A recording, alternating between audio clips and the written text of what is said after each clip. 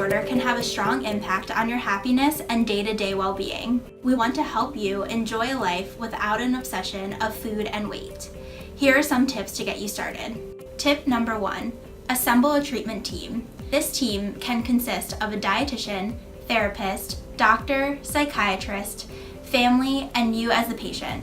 We will all work together to make recovery a reality. A registered dietitian is an important part of your treatment plan. Without the proper nutrition to fuel your brain, therapy is not as effective, and medications that you may have been prescribed do not work properly. Tip number 2, adopt a new view of your eating disorder.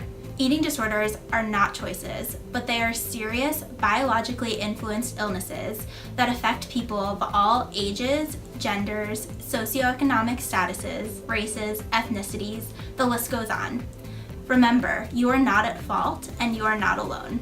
Tip number 3, know the signs and don't give up hope. Full recovery from an eating disorder is possible, and early intervention is key. If you are concerned that you or a loved one may have an eating disorder, reach out to a doctor, therapist, or registered dietitian. For more information on how to cope with an eating disorder by working with one of our trusted nutrition professionals, please give us a call or visit our website today.